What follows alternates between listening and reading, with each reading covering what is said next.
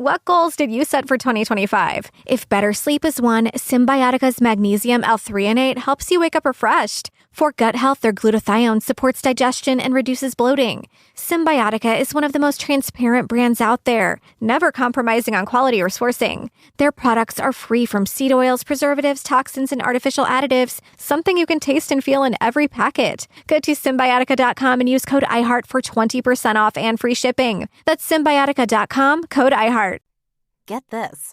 Adults with financial literacy skills have 82% more wealth than those who don't. From swimming lessons to piano classes, us parents invest in so many things to enrich our kids' lives. But are we investing in their future financial success? With Greenlight, you can teach your kids financial literacy skills like earning, saving, and investing. And this investment costs less than that after-school treat. Start prioritizing their financial education and future today with a risk-free trial at greenlight.com/get-started. That's GREENLIGHT.com/get-started. Okay, this is taking way too long. I am so hungry. One final vote. How many people for first? Well, I mean, Okay, hold on. It's 35, 36, 37. That's 37 for the first. Now, how many people for last? That's not going to do that. That's not enough for now. You guys are gross. All right. Okay, hold on. Last one is 35, 36, 37. That's 37 for last again. What the fuck? Someone is not voting here. Sorry, what? I missed it. You guys ever eat a dick? So good. Okay, well, I guess that solves it. Ugh, so good.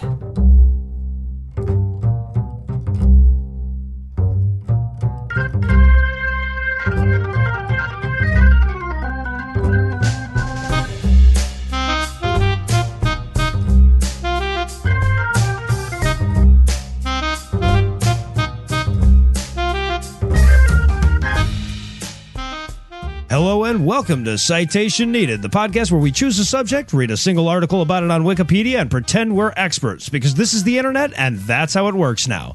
Damn, what an easy sentence to say. I'm No Illusions, and I will be your Sherpa this week, but don't worry, like any good Sherpa, I brought some asses to do the heavy lifting. First up, please put your hands together for two men who can supply the world's wool needs with their excess beard shed and the world's power needs with their right hands, Cecil and Heath. You know what I've been doing recently? Inside of the elbow. I'm in the elbow crease. No, okay. Elbow crease. All right. Mm-hmm. I've been matting up my beard shed and pretending I'm in 70s porn. We have so much fun together. Hold on. Best friends forever, Cecil. Hurtful. Why? And for our next Ass to Ass grouping, please welcome Cecil's other best friend, Tom, and Cecil's fourth to last best acquaintance, Eli. The problem with Ass to Ass with Eli is he sticks to you like a strangely slimy Velcro. I'm not sure how that even works. It's called anal discharge, Tom, and 1 out of 4 Americans suffer from it. So, good luck. Good luck. Right when we were about to go on a road trip all together, too. Not anymore. All right, well, before we get started, I want to thank all the folks that keep the lights on. Without your financial support, we would be podcasting in the dark, and then we would have to tie a bell around Eli's dick just to feel safe. Anyway, if you'd like to learn how to join their ranks, be sure to stick around to the end of the show. And with that out of the way, tell us, Tom, what person, place, thing, concept, phenomenon, or event will we be talking about today? Today, we'll be talking about the Donner Party. Awesome. Nobody likes a good party more than me. So, Heath, you absolutely devoured this article. Are you ready to regurgitate the important facts into our listeners' eager beaks? I am. Okay, all right. Awesome. There's a visual that went with that, guys, at home and gals. You'll just have to imagine that one. I had a little bit of food in my mouth. Should have come to the live show. Tell us, Heath, what was the Donner Party?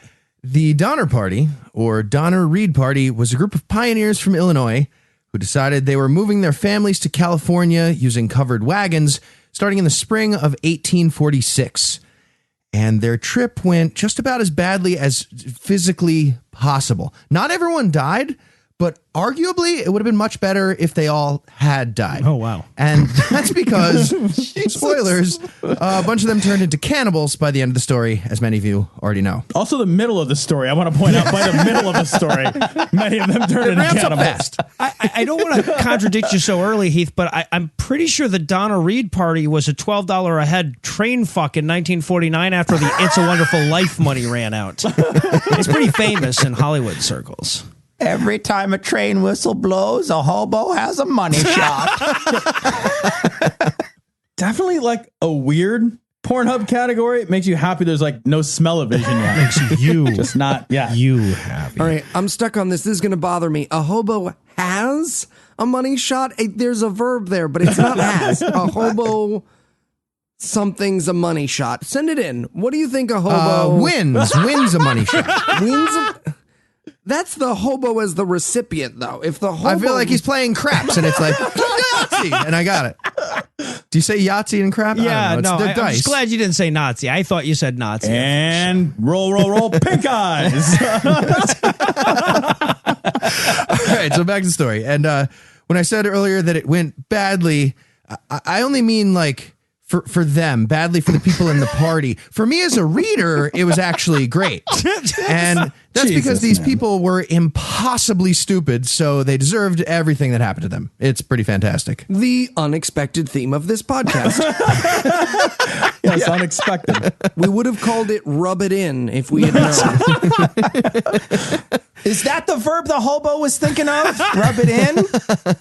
Yeah, so that is important to remember, though, as we go. This is a super fun, tragic story, and these people all deserved it. They were basically playing the Oregon Trail computer game, but with the elementary school kids, like, actually dying of cannibalism. We'll get there. Wow, the cyberbullying thing is really getting out of hand. It's not bullying if I really did fuck his mom, Cecil. I'm just tweeting a fact. Okay? At that point. But at my wedding, I'm just saying. Look, if you don't want the coat Was a room nice- used that way, you should have put up a sign, Eli. The fuck? On your Can't mom. read your mind.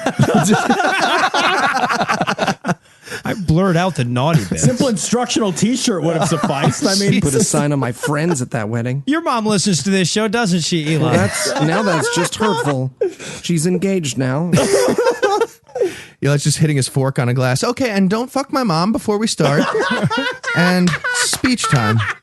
Real quick, if anyone here could not fuck my friends or my mom, I'll take a strong 50. I'll take a strong 50. That's great.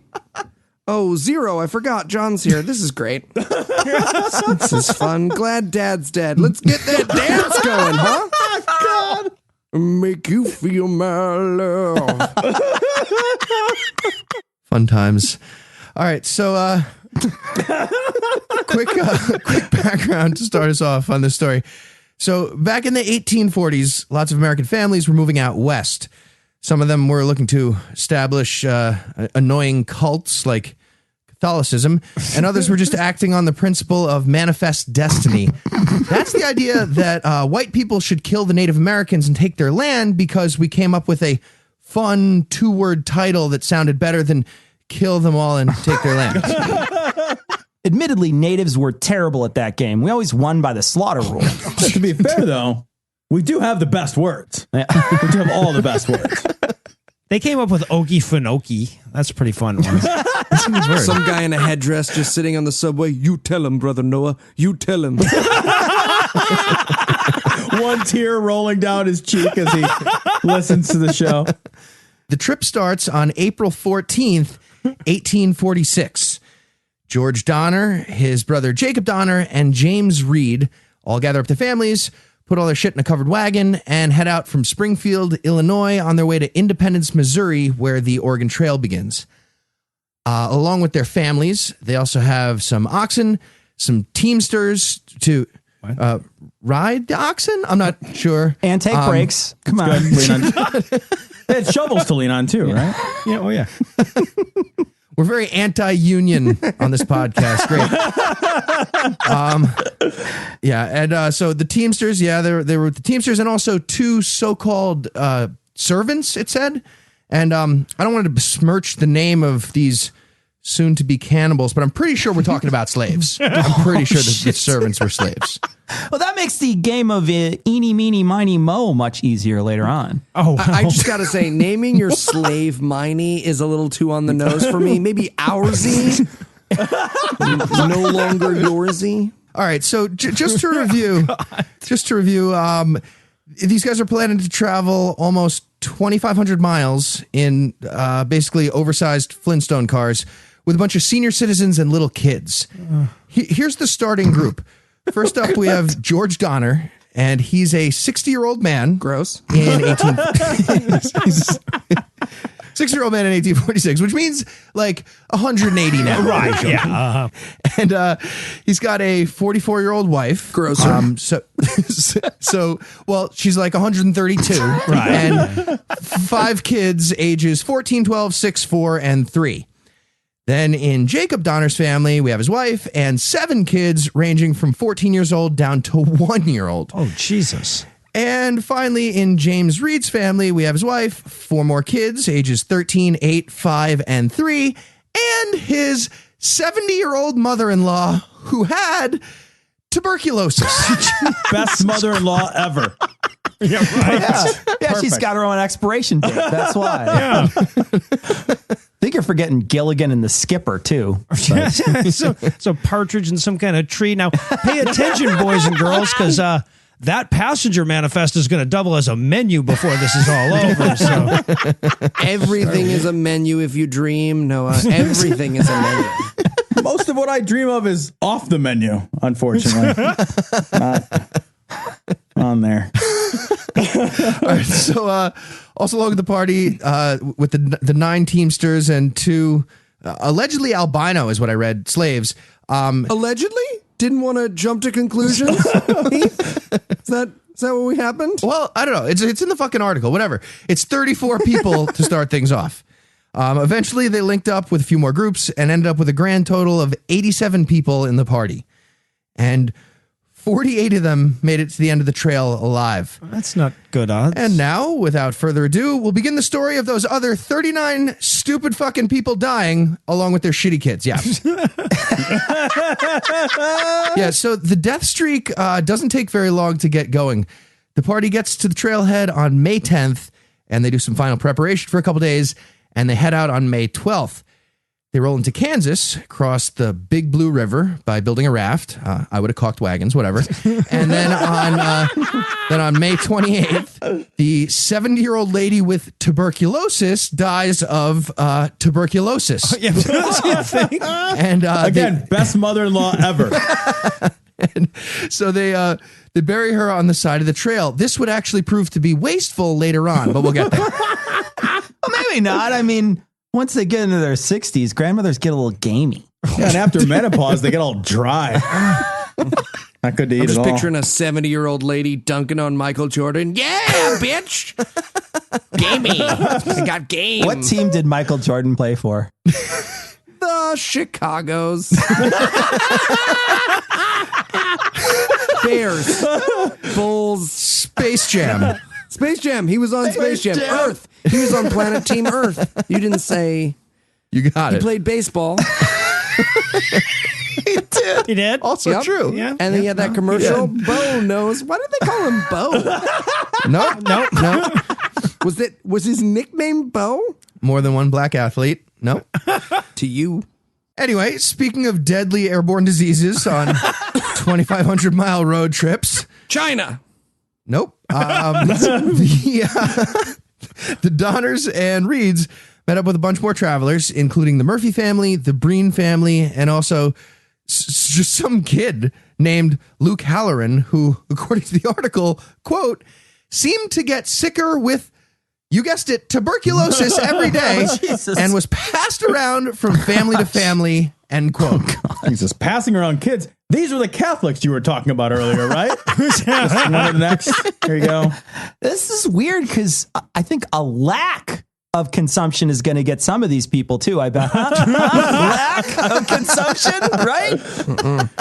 Word for tuberculosis. Envision this whole train, right? Like, quit hogging the tuberculosis kid is a thing someone said at some point.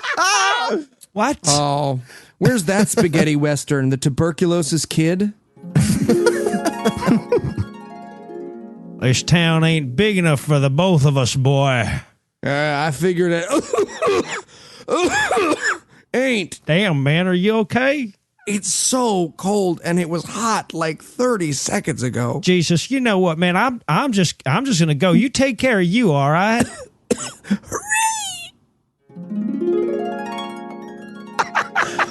Eli, you did an amazing job sounding deathly ill. Just want to say. Thanks. Also, by the way, why are we letting Eli call the doodly doos now? I don't think that's a good idea. I can call a doodly doo. No, I no, call no. a doodly doo. Veto. Okay, so now we're into June, and the party's traveled about 450 miles. This is when George Donner's wife, Tamsin, Good name. Sure. Tamsin, wrote a letter to her friend back in Illinois. It said, quote, "Indeed, if I do not experience something far worse than I have yet done, I shall say the trouble is all in getting started." End quote. Well, before good lube, anal was difficult. So I could see. Wait, I want to paraphrase this here. What she's saying is if this doesn't get any worse, we're past the worst part. Exactly. Right? Thanks for that, Tammy. Appreciate you clearing that one up. Meaningless fucking letter. You're stupid. Seems to me like after saying that, she just should have knocked on some wood, like saved everybody a lot of shit, right? Like, it's like they just turned to her at the end, like, yeah, maybe next time you'll knock on some fucking wood, huh? Tamsin could knock on my wood anytime, I'll tell you what. She looked 132, but in a good way, a good 132. Yeah. She's still 20 years your junior. Yeah. She's a dry hot. She's a dry hot. Absolutely. On with the story. And this is where we start getting some especially dumb moves by this party. Like dumber than bringing Morgan with tuberculosis on a road trip from New York to ReasonCon in North Carolina. This is where a guy named Lansford Hastings becomes part of the story. He's a pioneer who allegedly came up with a super cool shortcut to California that only adds about 150 miles to the trip. Ads? And ads. And he was sending around guys on horseback to deliver letters to travelers telling them to take his 150 mile longer shortcut. Well, the Donners and Reeds got one of those letters on July 12th. I wonder what they'll do. Yeah, you can't miss it. You just follow the fork with the sign that says shortcut. It's right above the sign that says fresh meat. Yeah, I could be wrong, but I think like if you're traveling by fucking covered wagon, if there's a shortcut that just ever gets found, that's just the cut now. Right? That's now the cut. Just to reiterate, the shortcut called the Hastings Cutoff. Which coincidentally is also what you call human shin bone stew. Delicious, yeah. Well, it's because of this story, though. Yeah. Yeah, so the Hastings Cutoff actually added about 150 miles to the trip. And on top of that, a journalist named Edwin Bryant had gone ahead of the party and checked it out, and he noticed that the shortcut was a bad idea. So Bryant sent letters back to Black's Fork, where the Donner Party was getting ready to pick a path, warning them against using the shortcut. Apparently, those letters never got delivered to the party, and instead, this other guy named Jim Bridger was like, "Hey, I got this super cool fort, but you won't get to see it unless you take that shortcut. And I'll even let you buy stuff from me when you get there." And our group of incredibly stupid people was like, "Great, we'll just reroute our fucking Google Maps. Let's go. We'll take the shortcut and buy shit from your fort." Yeah, they totally messed up, though. They wound up mixing the apps up and they used Grubhub instead. That was the problem. Yeah. I've been there. I mean, I didn't get to eat Chris Cluey, but I tried. And he is... Take my vested interest in selling you shit route, said the guy just trying to help. Yeah. So the party just got done being tricked into taking a shortcut that adds mileage by a guy who sells shit along that shortcut. So now it's August, and they're rolling into the Wasatch Mountains of Utah, which obviously turned out to be a stupid move. Almost immediately, they realized the terrain was terrible for the square wooden wheels I'm assuming they bought from Jim Bridger. They're moving so slow at this point, other wagon trains are basically lapping them and like dropping banana peels in their way. Shells and shit. I checked the distance on this, by the way. This is like a 17-hour drive. It took them 3 months. Right? Today we could literally roll there faster.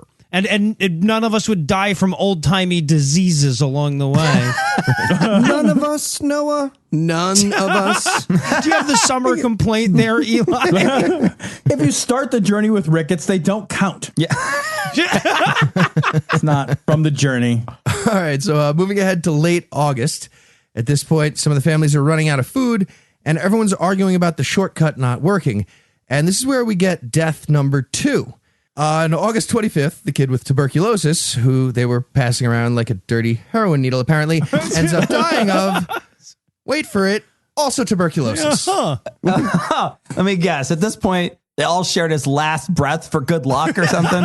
They're just like shotgunning TB into each other's mouths like Noah and Heath at a GAM after party.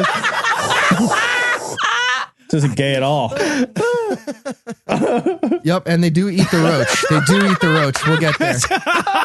So things aren't going great, and this is where they hit the Great Salt Lake Desert.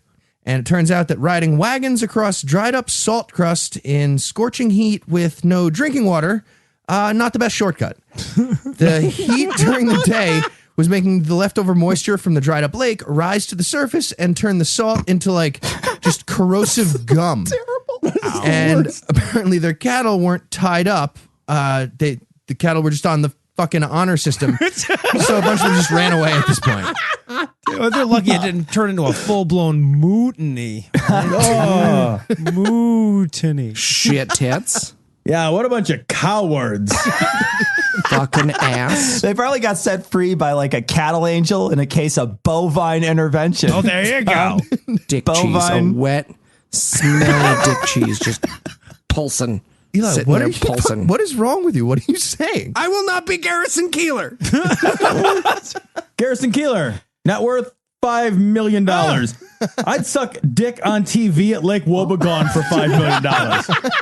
I've done it Right for now. less. That's a standing offer. I mean that. Garrison Keeler just making it rain on you. $5 million? $5 million? I'll swallow that shit.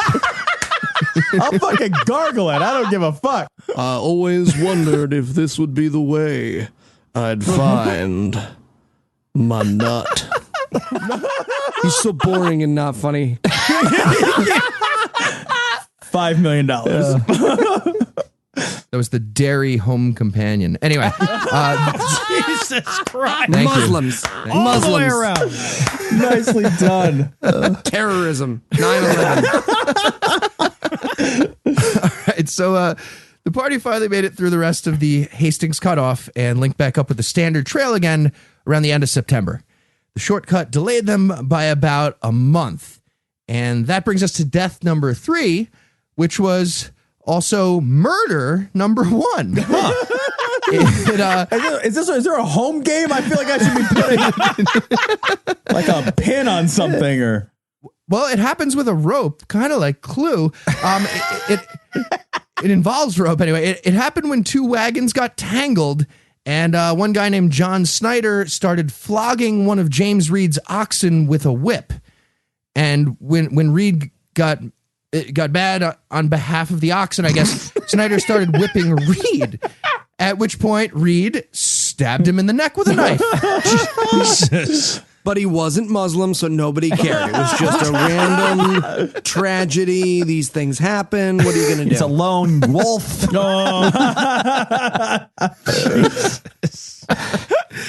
Yeah, so the stabbing thing got Reed banished from the party at this point. Did he get to at least keep the guy he bagged? Seems like that should be a rule. Maybe it was over the limit. Did I he have agree. white people tags? I don't know which one. They're harder to get. They're way harder to get. Yeah. Open season on the brown ones, just saying. Still going. Still open season. All right, now we're into October, and everyone knows they're way behind the pace if they want to get over the Sierra Mountains before the snow gets all crazy. Also, food is running out for all the people, and grass is running out for all the cattle. So pretty much everyone is just walking along next to a bunch of oxen that look like Somali pirates, I'm assuming. And this is where an older guy named Hardcoop just got tired of walking and he just sat down to die while everyone walked past him awkwardly, I guess. They just sat a bowl of Sriracha Ranch next to him and everyone treated him like a bloomin' onion, you know? So they got a stomach ache and later terrible gas. Is that? They sent him back. It's actually hard poop is the name. Yeah. Not after a bloomin' onion, my friend. Not for a week after a bloomin' onion. Hey, eat that fucking thing. It's like still blooming. You're like, what the fuck? I need it to stop blooming. How can it multiply like this? Swelling like a hot air balloon. Well, I'm excited for Australia. I personally, I'm with the guy named after the Mario villain hip hop remix, though, because, like, honestly, I'm remembering our flight to Seattle, and it was right about this point. If death had been an option, I'd have taken it. Crying fucking babies on both sides of me. If I could have just stepped out of the airplane, sat down, I would have been fine with that. Yeah, JetBlue, up your game. Blue potato chips, cookies, death. Sorry, can you wake the woman next to you? Does she want to die? Does she want to die? Can you see if she wants to die? It's Ann Coulter. Yes, she definitely does. She wants Definitely. to die. Are you sure she's not? No, that's just her face. She's anorexic. I think someone started eating half of it. So they finally reached the last set of mountains in late October. And this is where they had to decide on either resting the cattle or going straight through right away. And that's when a guy named William Foster started loading a gun and accidentally shot another guy in the face named William Pike. And this actually happened despite just about everyone carrying a gun. It was weird. I don't know how they didn't all save everyone from getting shot by guns. Anyway, they took this as a sign. That they should keep going without any rest. Oh, weird, man. I knew Dick Cheney was old, but not like Donner Party old.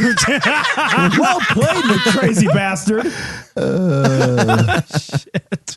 Well, now we know one of them that makes it out anyway. Well, far be it from us to wind up making the same mistakes as the Donner Party. So we are going to stop for a rest at this point, unlike those dumbasses. And when we come back, I'm sure somebody will die to Quincy or the Blackwater fever or something.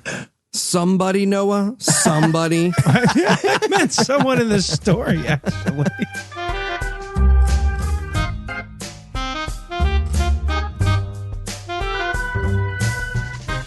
We should go through the Hastings Cutoff. I think it's probably the quickest. No, Brother Eli, that adds over 100 miles to the But trip. it's got a huge convenience store. Come on. It's the last place I'll be able to get vegan cheese on the way. No, frankly, we've been catering to you this whole expedition. You have not. We were only able to get a mile a day because you have 2 wagons full of granite countertops. I can only prepare food on granite. It's a vegan thing. You wouldn't You understand. have 8 different colors of the same countertop. I have no idea what color the wood is going to be in California. How can I bring the right shade countertop? Don't be ridiculous. Your pug has his own wagon. Madge needs her space. So let her walk alongside the wagon. She's afraid of the outside. You know she's afraid of the outside. You have another whole wagon dedicated to your collectibles. Cecil, you tell me how I'm supposed to transport 905 pet rocks, 381 fidget spinners, and 468 mint-condition Biani babies across the country 60 years before UPS? I'm all ears. We traded in all our oxen for goats in Kansas City because you were allergic. We switched from wheels to sleigh runners because you couldn't stand the squeaking sound of the wagons. You've instituted mandatory bathroom breaks every 26 minutes because of your spastic colon. No, we are not doing this. Okay, fine. But I have no idea where I'm going to get mangoes for the vegan carne asada tacos. I have literally all the other ingredients for. So, enjoy lunch.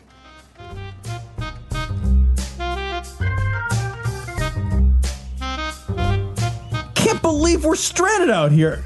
I mean, I believe it, but fuck. This sucks. Guys, we've got to do something. We're all going to starve to death. We're going to have to eat someone. Dude, No, come on. Okay, hold on. absolutely not. I'm just saying what we're all thinking. All right. I guess we got to eat something. All right. Who's it going to be?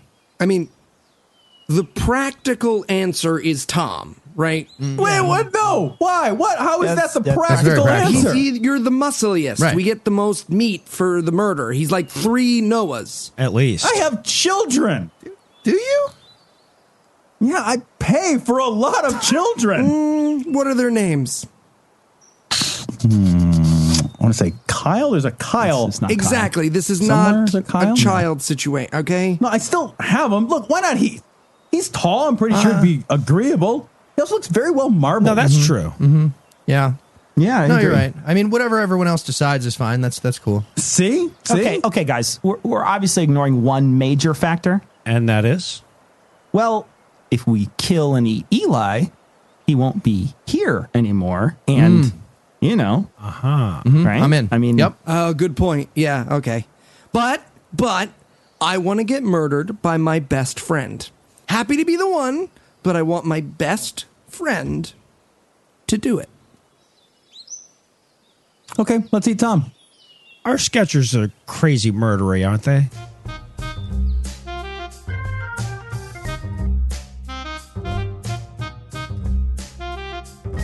And we're back. When we last left our idiots, they were interpreting an accidental gun death as a good omen for the rest of the trip, apparently. Not resting the horses was because they thought that was good luck. Not like, fuck, let's get out of here fast. This shit is cursed luck. Really? Yep, that's right. And this is where it starts getting really fun. Your definition of fun scares the fuck out of me, but okay. Says the guy who wants to go camping in Australia. I've told human flesh tastes like bacon. I want to know for sure. So the party starts rolling into the mountains, and they get to Truckee Lake on the eastern slope of the Sierra Nevada. And as is often the case, when you're 6,000 feet above sea level in November, there's a shitload of snow. And they all have to stop the train and set up winter camp. Now, least sexy camp counselors of all time.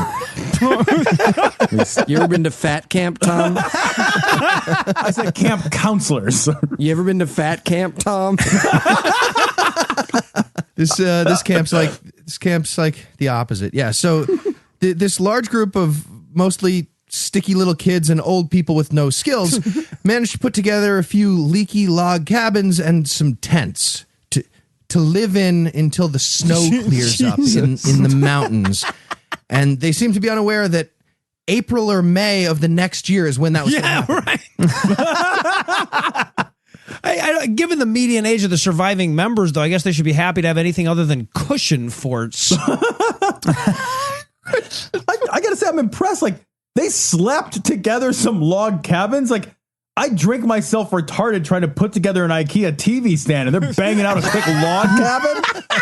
And we're criticizing them. Where's your log cabin, guys?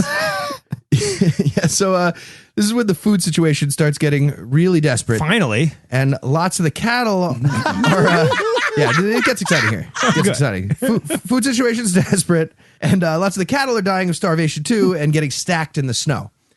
And it's also when the families with some food left start price gouging the families with none left.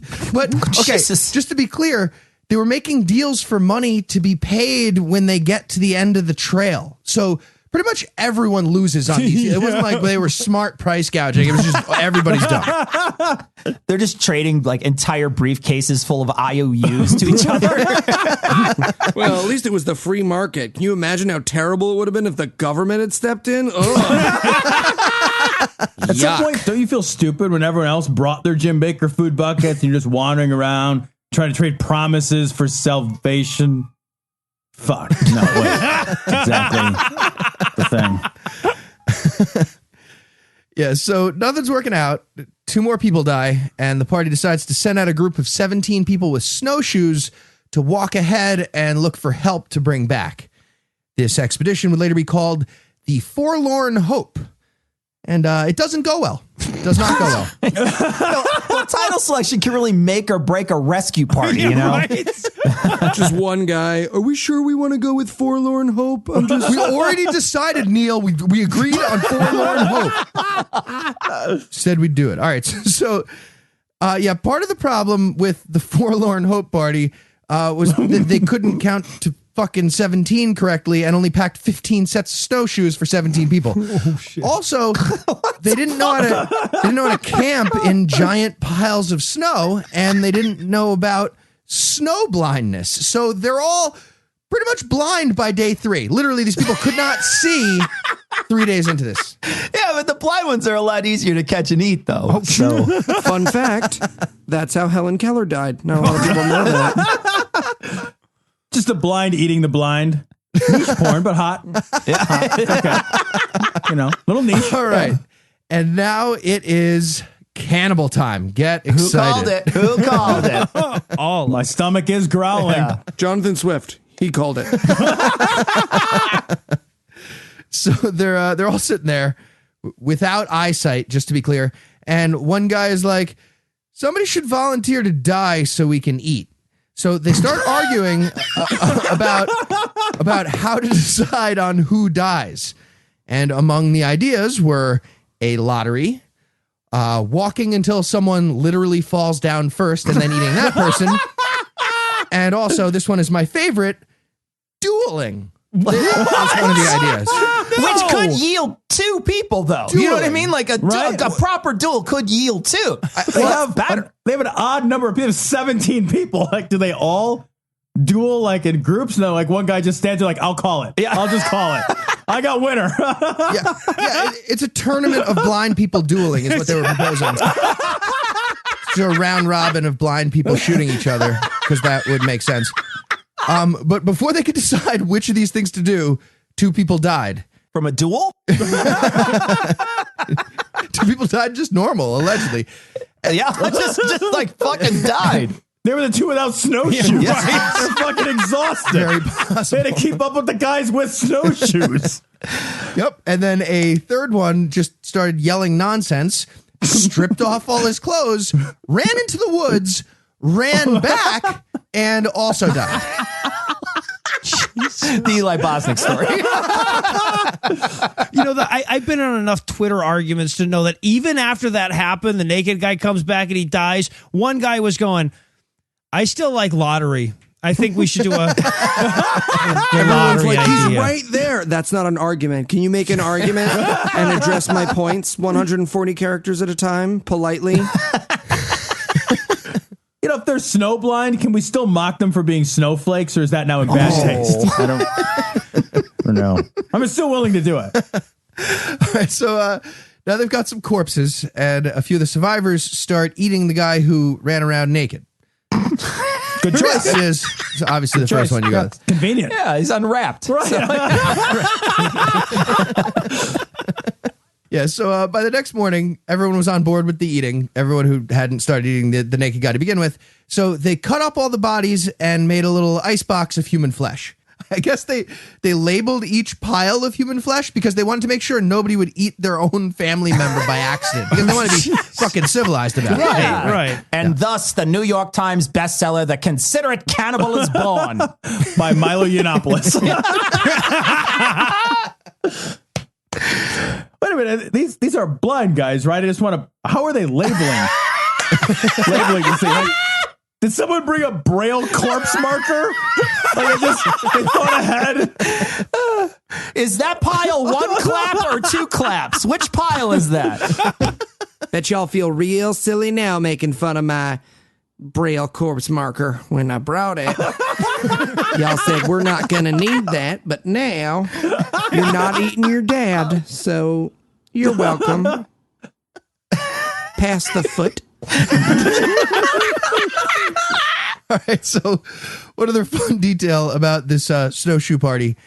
After a few days of eating each other and several more deaths, 2 of the women got disgusted. Now, this is the reasonable time to get disgusted. And they were like, all right, fucking stop it. No more eating people. That was enough. So they went out hunting for animals, and they managed to shoot a deer. This is the first time they consider shooting animals. Yep. And so now they go out, they shoot a deer, but when they come back to camp, everyone else was already eating the next guy. And they're like, come on, we got the deer. Jesus. The most awkward Pizza Bagels commercial ever. Just, what are you kids doing? I don't know. Like, what do you pair with snow corpse? Like, I'm guessing it's an ice wine, but I'd settle for deer blood. By settle, I mean insist. I would insist on deer blood. I would go deer blood. I think at this point you got to go full Madden and stuff the guy in the deer carcass and roast the whole thing. Yeah. I think that's how you got to do it. Yeah, so as you might have guessed, the Forlorn Hope team didn't manage to save the day. But Save the day. Nope. I think a couple made it out, but yeah, it didn't work out for anybody else. But that didn't work out. But the party did have an unlikely lifeline. If you'll remember, James Reed, the guy they banished from the party for stabbing a guy, actually made it through the mountains by himself and got to Sutter's Fort at the end of the trail. And that's where he met an army colonel named John Fremont, and Reed agreed to become a soldier in Fremont's outfit if Fremont would organize a rescue party for him. Wow, the GI Bill back then was really weird. This is super weird. Covered a lot more, though. Yeah. Covered a lot more. Yeah, can you imagine thinking that joining the military would save your starving family today? Crazy. No, this is for you and just for while you're here. I think if I stabbed a guy and then I survived banishment and I trekked through the snow and the only people who knew that I was a murderer were eating each other in the mountains, like, call me crazy, but I'm not about to join the army to save them. You fucking kidding me? Well, guys, I don't know. It's fine. I'm not a murderer. Yeah, really, I mean, he was probably just going back for his family and hopefully to kill everyone else. So, yeah. Yeah. To be fair, that was definitely what was on his mind. But so here's what's going on right now in California. The Mexican-American War was happening, and it wasn't very easy to get a big crew together for the rescue. But in late January of 1847, two local newspapers ended up reporting on the cannibalism of the snowshoe party, and this ended up drumming up some sympathy. And somehow Reed managed to, I don't know, set up a GoFundMe, and he raised $1,300, which is like $35,000 right now. And they put together a relief team. The story seems to be missing some crucial details here. The Mexican-American War is still happening, right? That's, I feel like I pay attention to the news. It's ongoing. Who's winning? Are we winning? This is all after his failed Indiegogo that was like for the human-sized pressure cooker. I want my money back on that.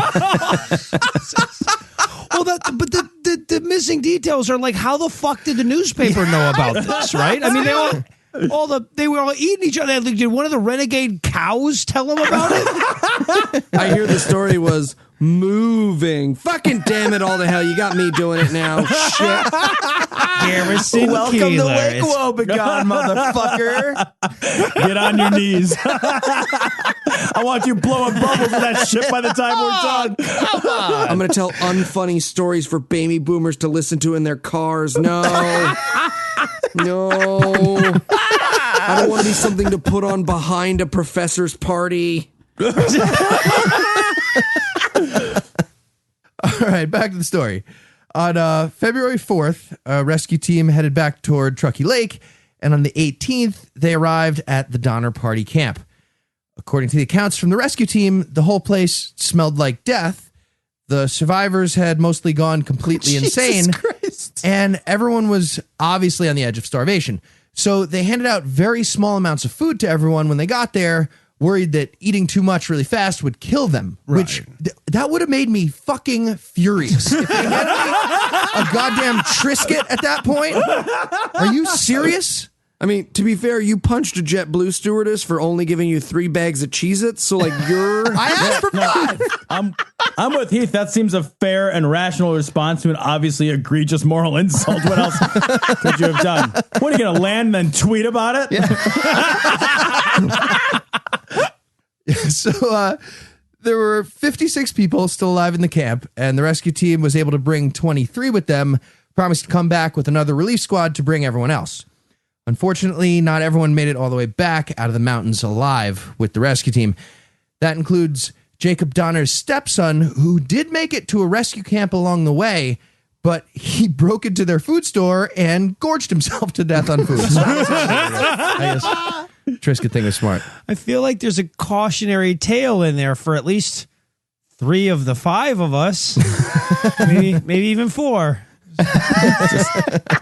I just think it's beautiful. They should carve his face on a mountain. That's just, it's beautiful. It's fucking beautiful. So from there, the remaining survivors kept going and finally made it to Sutter's Fort in California. And according to James Reed's daughter, Virginia, one of the soldiers at the fort proposed to her when they arrived. Now, just for the record, she was 12 years old at the time and almost dead from starvation. Jesus. So it's a good, important lesson about the ideal female body that men are looking for. Fuck. Thigh gap. They allow a thigh gap. The ring just keeps sliding off. Like, do they make rings in a size 0 or no? She's 12, but admittedly, an almost starved 12-year-old can pass for 14. So. Whoa, guys, seriously? Some stuff we don't joke about. Inappropriate. Wow. Come on. It's a good, clean, fun show. 2 votes. 2 votes. He is turning into Garrison Keillor. Damn. Yeah, so the second rescue party arrived at Truckee Lake on March 1st. And apparently shit had gone downhill quickly at the camp, despite the knowledge that more help was on the way. When the rescue team first showed up, they saw one of the campers carrying a human leg.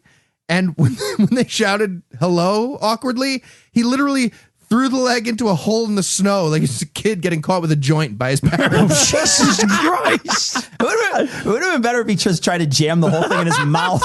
You know? Pulls out the... What leg? I don't know what you're talking about. Coughs and a toenail pops out or something. Later, his dad made him eat the whole thing to teach him a lesson. So I don't feel good anymore. Yeah. And then inside Jacob Donner's tent, they found his starving wife, barely alive, and 5 fat little happy kids eating their dad's heart and liver. Jesus Christ. They also found 3 other dead bodies with all the meat gone, thrown in a pile like finished buffalo wings. So that was fun. Trick is to get all the meat at once. Share day on those kids' first day of kindergarten was weird. This is my dad's rib cage. And when we were on I like frogs. They're kids. They couldn't tell a story good. Yeah, so the second relief party took 17 more people from the camp, leaving only about 10 people behind, including George and Tamsin Donner, along with 3 of their kids. I guess they really wanted their name to be first billed on this Wikipedia page. It's a weird choice. It's like the 19th century equivalent of shooting your boyfriend through a book on YouTube. I got it. Okay, like, seriously, like, at this point, like, what wouldn't you do to be part of the rescued group, right? Like, yeah, right. Who wouldn't you eat at this point? Hey, look, there's only 7 of those motherfuckers that you were going to take. I guess you have to take us now. All right, so we're almost to the end of the story, but there's still a few critical boxes we haven't checked yet. Most importantly, the parents eating babies checkbox. Huh. But don't worry, here it comes. Atheism for the win. Damn right. As the third and final rescue team was heading to Truckee Lake, they passed a group of the second wave heading out of the mountains. This included 11 survivors, including a mother and her 1-year-old baby, plus the corpses of her 2 other little kids looking like partially eaten apples. Jesus. Okay, but to be fair, I'd rather eat a 19th century child than an apple. Have you tried that? Your gums start bleeding. It's a horror. What? Can't you just eat the whole fucking thing before you take a bite out of the next one? Like, do we have to open every kid in the fucking cupboard? Seriously? Finish the first one, then get another. You're still hungry. Women. It's fucking ridiculous. Oh, I get it. Yeah, Well, Kyle. What the fuck?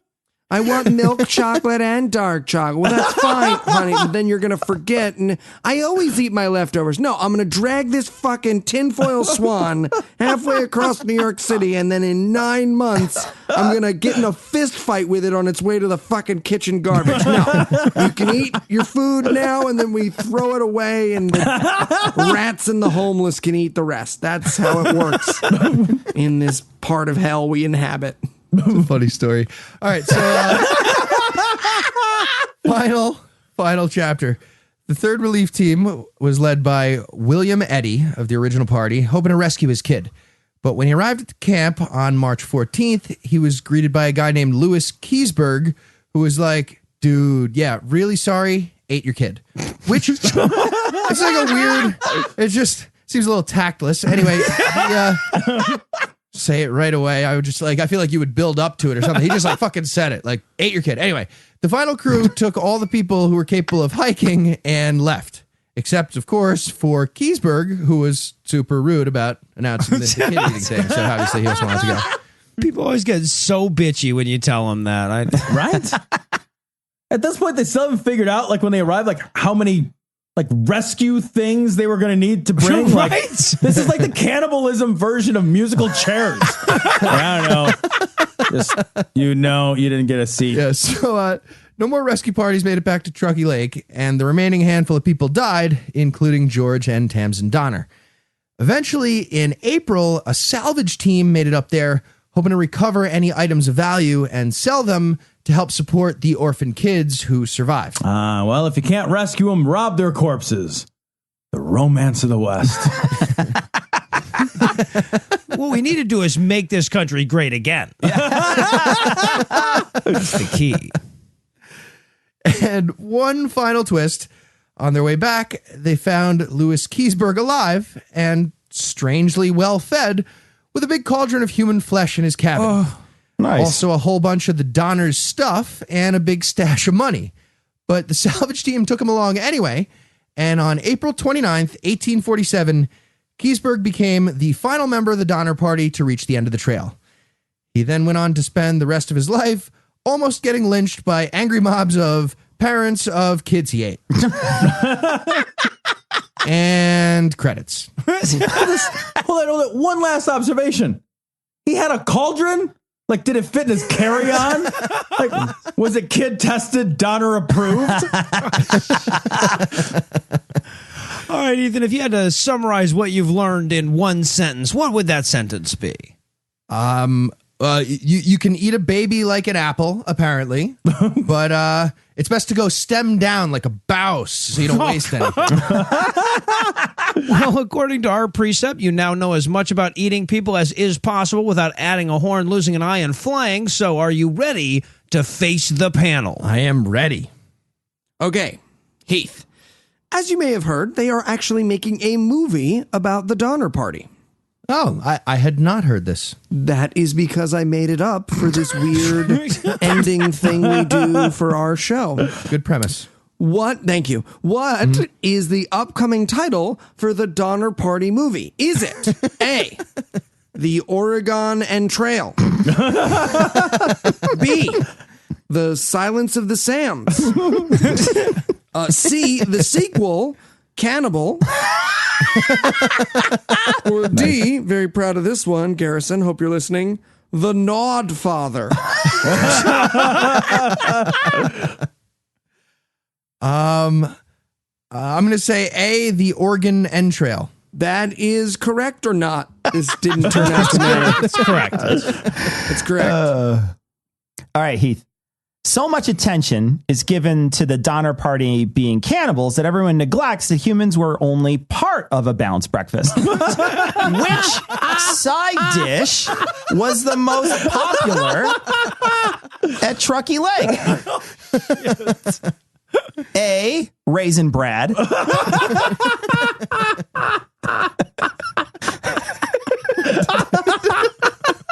Brad.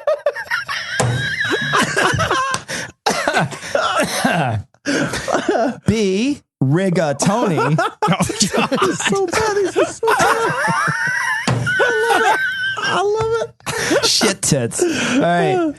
C, Johnny Cake with Clara fried butter. Or D, Baby Ruth. Definitely D, Baby Ruth. It definitely was. Absolutely was. She only had one bite out of her too. Then they put her back. She's still good. All right. I think I got one that I can stump you with. When preparing to cook a human being, it's important that you not A, do that, That's a tempting one. B, blanch the fava beans for more than a minute. So far, A. C, lean too far into the oven in your gingerbread house. Also, good advice. Attractive option. Yeah. Or D, match your wines by races. The type of meat is based on myoglobin content, guys, not ethnicity. There is no need to make this episode racist, too. We survived the last one. The slave was albino, so there's no reason to get racist about anything in this episode. Good point.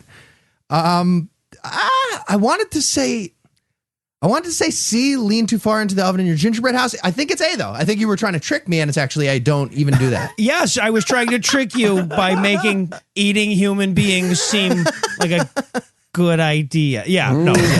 You are correct, though. Thank God. I live with you. That's correct. It is A. Don't do that. All right, so eating someone properly is an important skill to learn. What have we learned from the Donner Party's misadventures? A, don't eat too fast. Oh, shit. B, the ones who scream are the best ones to munch. C, when you think you're done, you've probably just started. Or D, strangely, you might eat all day and never get full. This is not unusual.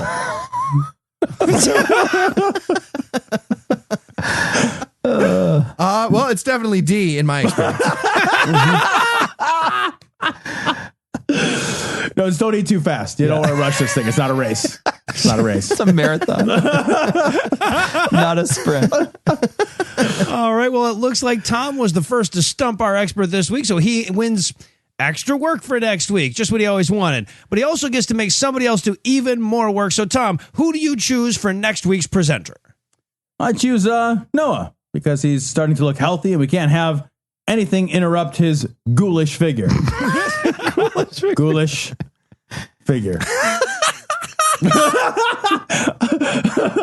All right, before we sign things off, we're going to toss things over to Sarah for a quick update on our ongoing Twitter contest. Thanks, Noah. Last week's question was, what were some other culturally insensitive characters Robinson tried before settling on Chung Ling Soo?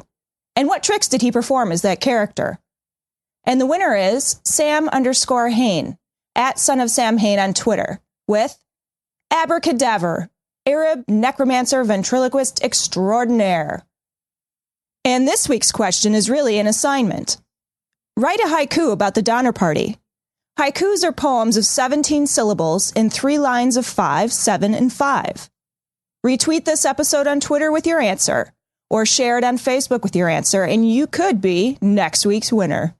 Back to you, fellas. Thanks, Sarah. And for Tom, Cecil, Eli, and Heath, I'm Noah. Thank you for hanging out with us today. We'll be back next week, and by then, I'll know about some all-new shit. Between now and then, you can hear more from Eli, Heath, and me on The Scathing Atheist, God-Awful Movies, and The Skeptocrat. And because producing 3 other shows is really hard, you can hear Tom and Cecil on Cognitive Dissonance. And if you'd like to help keep this show going, you can make a per-episode donation at patreon.com/citationpod. I have a 401k. Just saying. Stock options. Oh, yeah, we think we're getting a CD soon. We're considering a CD, so I'm munching a big cigar over here. Nom, nom, nom. And, of course, don't forget to leave us a 5-star review because we want a 401k, too. And if you'd like to get in touch with us, check out past episodes, connect with us on social media, or check the show notes. Be sure to check out citationpod.com. Also, it's Stitcher's fault we're not on Stitcher, not ours. Noah's going to let us know what our food stipend is, but when he does, numbers.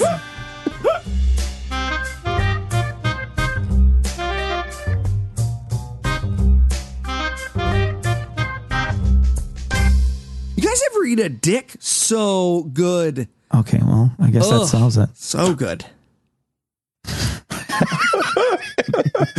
Numbers. That's how people are going to learn about our show, guys. That's like the first thing. New people. This is All right, honey, I'll check it out. If you have one takeaway. They said this was the accessible show. This message comes from Greenlight. Ready to start talking to your kids about financial literacy? Meet Greenlight, the debit card and money app that teaches kids and teens how to earn, save, spend wisely, and invest with your guardrails in place. With Greenlight, you can send money to kids quickly, set up chores, automate allowance, and keep an eye on your kids' spending with real-time notifications. Join millions of parents and kids building healthy financial habits together on Greenlight. Get started risk-free at greenlight.com/get started. That's GREENLIGHT.com/get started.